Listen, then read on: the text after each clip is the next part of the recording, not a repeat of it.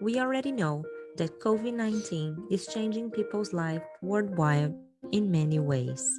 In May 2020, the US government implemented travel restrictions to all non-US citizens traveling to America from UK, Brazil, South Africa, and 26 countries in Europe. Morning Tales is a 4-episode interview show that shares special stories about how the pandemic has affected the lives of people living in the United States with family members abroad. Be part of this conversation on Thursday mornings on UIC Radio. Hello, everyone. This morning, I want to extend a warm welcome to all of you joining us on UIC Radio.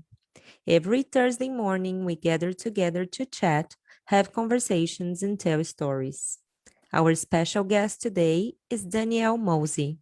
She's a Brazilian digital influencer with almost 400K followers on Instagram, where she shares delicious recipes in lovely table settings. She describes herself as an old-fashioned modern wife. She moved from Brazil to Orlando, Florida in 2016 and recently had her first daughter. Good morning, Danielle. First, I want to congratulate you for your beautiful daughter and thank you for taking time to tell us your story. Hi, Renata. Thank you. Thank you for inviting me today.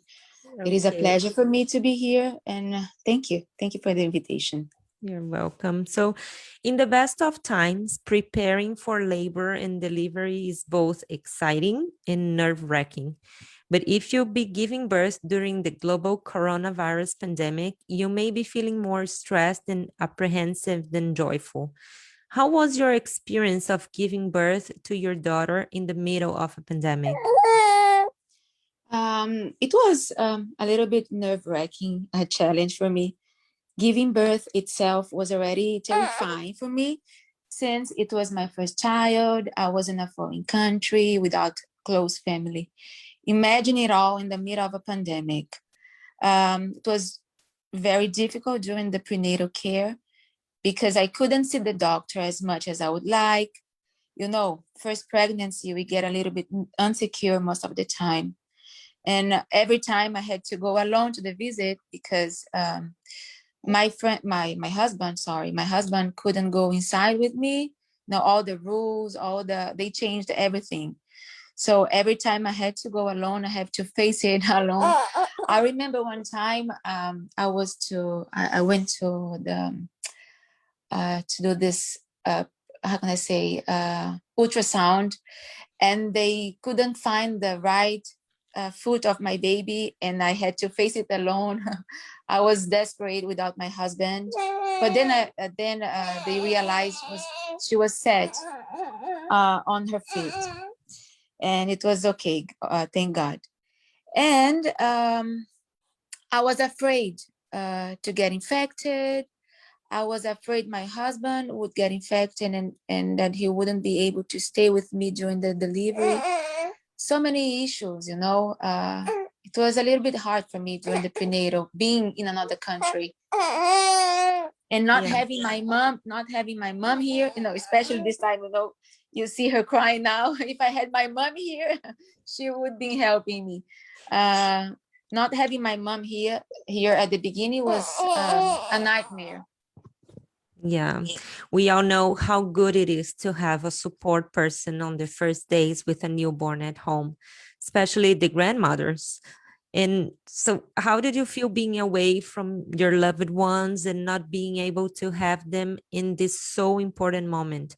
And how did you prepare yourself knowing that you wouldn't have much help? I think that was the worst part because I had baby blues at the beginning.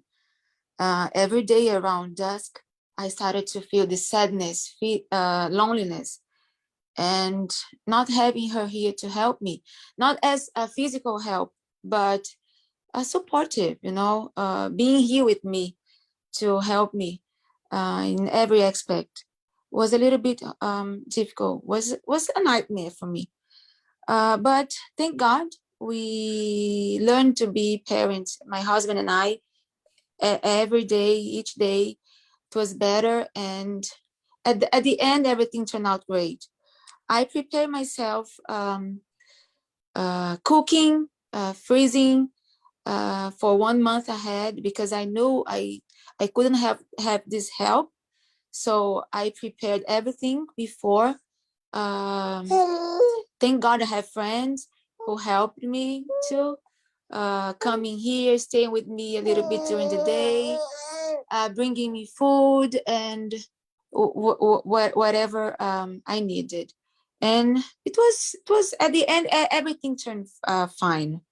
I thought I couldn't, uh, I don't know, I couldn't survive, but I survived.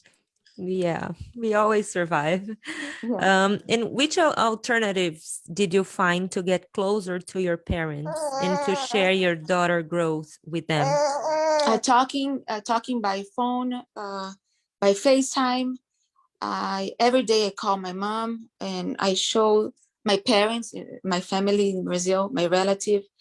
I show them how she's getting bigger and cuter every day. We talk every day, so it's a little bit. It's a way to be near them. Talking to them, having them being part of this moment of her Yeah, growing. yeah, it's important to make them feel that they are Yeah. participating and all that. And Yes. what's your hope for the future? First of all, I hope the world gets rid of this virus. Everybody hopes, I think. I hope our life come back to normality, and I hope the borders could open so I can have my family here with me, my loved ones, and that's what I hope for the future. Yeah, let's hope they will be here for her first Yeah. birthday. Yeah. Yeah. This week, the next week, I'm going to uh, give her a party at 6 months. We Brazilian, we celebrate every month. But Yeah. since I was alone here, I was a little bit tired. I couldn't do this every month. So we are going to have this party for 6 months. She cannot come, Yeah. unfortunately, my parents, but I hope they can come for 1 year birthday. Yeah, we hope to. So thank you so much, Danielle, for sharing your stories with us today. I'm sure we have many listeners in the same situation as you that really enjoyed your story. Yeah. Yeah. Yeah. And many people can come and stay in a country with a quarantine, but my mom couldn't come, so she really has to wait for the border to open. And let's hope soon. Yeah, let's hope. So next week, we'll talk to Valerie Secan. She's from France, and she will share how hard it has been to make life choices during this pandemic. Thank you so much for listening. Thank Thank you you. so much for listening to Morning Tales, brought to you by Renata Diniz. Tune in next week for another special story.